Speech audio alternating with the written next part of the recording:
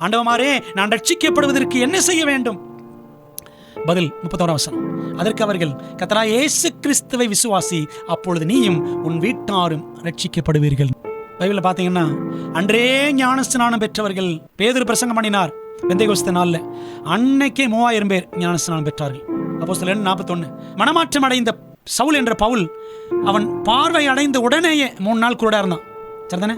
பார்வை அடைந்த உடனேயே அவன் ஞானஸ்நானம் பெற்றான். அப்போஸ்தலர் 9, 18, 22, 16 படிச்சு பாருங்க. இப்பொழுது நீ தாமதிக்கிறது என்ன? நீ எழுந்து கர்த்தராகிய இயேசு கிறிஸ்துவின் நாமத்தினாலே உன் பாவங்கள் போக கழுவப்படு. எத்தியோப்பிய மந்திரியும் பிலிப்பு மூலமாக அன்றைய தினமே ஞானஸ்நானம் பெற்றான். போற வழியிலேயே படிச்சு பாருங்க. அப்போஸ்தலர் 8:38. சிறைச்சாலைக்காரனும் அவன் வீட்டாரும் அன்று ராத்திரியிலேயே அப்போஸ்தலர் 16:33 ஞானஸ்நானம் பெற்றார்கள். இப்பெல்லாம் நடந்துச்சுங்க அந்த காலத்துல. இன்னைக்கு ஊழியம் செய்யறோமா நாம? பிரியமானவர்களே, இப்படிப்பட்ட அற்புதங்கள் சீக்கிரமாய் நடக்க போகின்றன. அந்த அற்புத ஊழியங்களுக்கு ஆண்டவர் உங்களை என்னையும் பயன்படுத்த போகிறார். அதுக்குத்தான் இதெல்லாம் படிச்சுட்டு இருக்கிறோம். தேவன் நம்ம கற்றுக் கொடுக்கிறார்.